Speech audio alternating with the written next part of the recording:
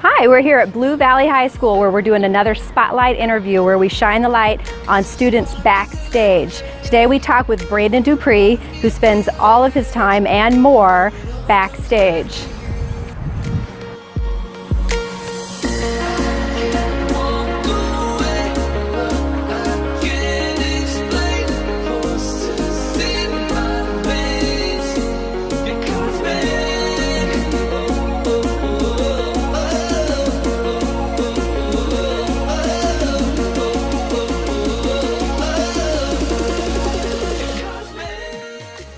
Hi, my name is Brandon DuPree. I go to Blue Valley High School and I am an aspiring lighting designer and stage manager. I don't think there's any sort of skills you need to be a good tech person. As long as you're here on time and have a willingness to learn and adapt to situations, you could be an amazing tech person.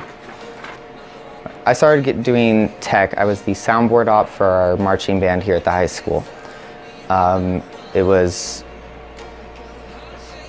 kind of walked into it. They were like, hey, does someone want to run sound? And I had some experience helping at my church back when I was like in middle school, but like maybe once, twice a year kind of thing. Where like, hey, can you just do this really fast? Because I was one of the older kids and they were like, was one of the more trusted and well-known ones. So they're like, can you just do this? And so I started that with my freshman year. They got a brand new sound system that I learned a lot about sound engineering and stuff from the band directors. And my freshman year, or first semester, I signed up to do crew, to do work on one of the crews for Elephant's Graveyard. There was already a tech presence here in the booth and backstage, so I was put on house crew as an usher. And starting my sophomore year, I took stagecraft because I liked building. I'd help my dad build all the time. And I was like, this sounds like a fun class where I could learn to build. And like a week into school, one of the upperclassmen in the class was like, hey, I need someone who's strong enough to lift the curtains to help with the talent show. And they're like, it's just like 5 days you have to help. And I'm like, sure, why not? Not really thinking that I was gonna lead to anything. And I walk in the very first day. Our call time was later, so all the upperclassmen and a few of their crew were already here. I walk in, I look up to the booth, I see two guys, one of them who I knew, one of them I had no clue who they were, and then I saw this older guy who would later become my mentor and just a man I look up to this day. So I started helping out with all the shows here. And ever since that talent show, up until when I've graduated, there's not been a single show that has gone through this theater where I have not had a hand in. My expertise mostly relies in lighting and stage management.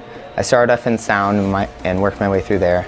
The kids now have definitely passed me on some standards. So I wouldn't say I'm really my expertise, but lighting and stage management is definitely my expertise. A few of the titles I've held here at Blue Valley High School have been from starting off usher to ending with technical director. I've done everything in between, from being a running crew to a mic tech, soundboard op, lightboard op, lighting designer, set designer, sound designer, assistant stage manager, even a little bit on the makeup crew my freshman year, to being a set mover, a rigger, a fly rail op, to lighting designer and all that stuff. And the only job I have not done has been costumes and spot op. When I think of stage management, I think of the person who I think of it as a person who takes a puzzle and puts it together. You have the lighting, you have the sound, you have the actors, you have the music, you have the sets, you have the backstage working, and you have all these individual pieces that, as one piece, they're not a full production. But the stage manager is the one that brings them all together in the very end. You have the rehearsals where some of the pieces start going together, but it's never the puzzle.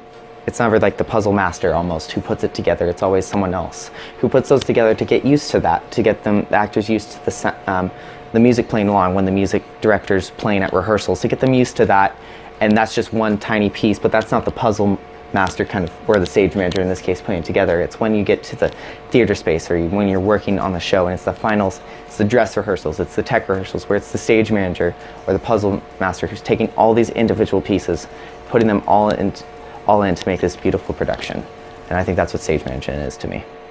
So probably some of the most proud things I am of here is creating a crew, is taking what used to be a small, divided group of tech production people who were divided between 2 different departments, and bringing them all into one massive collection of strong tech people who work together to get things done.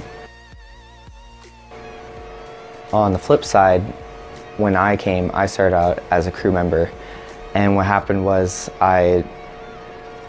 the current seniors and the current upperclassmen, along with my mentor, were like, I realized very, very quickly that I loved technical theater. I loved lighting, I loved sound, I loved being backstage, I loved doing all that very quickly within the first few months. So for the rest of that year, they took me in and under their wing and said, we're going to teach you everything we know. And they taught me as much as they could before they left.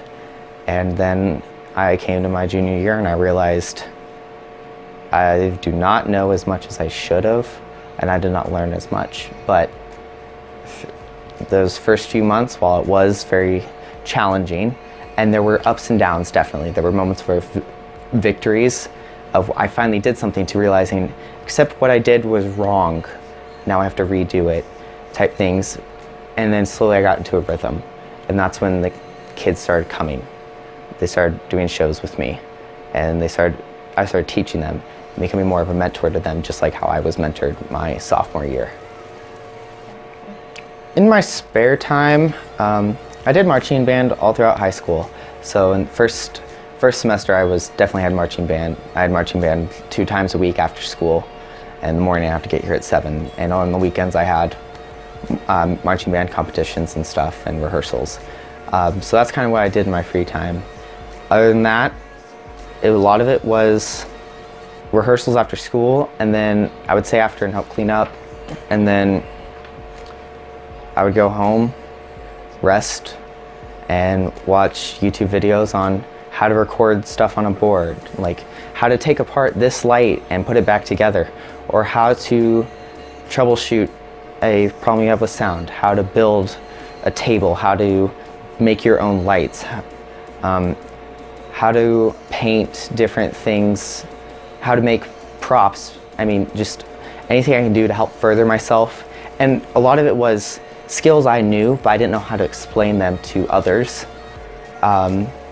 Like how to figure out angles of lights, how to get that perfect 45 or that perfect straight down, or that slight angle you need to get the front of their face but still look like a down light. A lot of it, I didn't know how to explain that by teaching them, by saying, okay, this is how that works. So a lot of it was me looking online for examples of other designers, what the work they've done, or a designer saying, this is my plot and this is how to read a plot, which I knew, but it was hard for me to explain because I couldn't do as much plot work here. A lot of it was hand drawn, and I didn't have the greatest handwriting, or it wasn't the greatest, so I was the only one who really understood it. Over time, I used online stuff to help expedite that process. To all middle schoolers and high schoolers out there thinking about doing tech, tech teaches you a lot of life skills you can use later on in life. Also, you make so many good friends, and it's such a great way to get involved at school and in the community around you.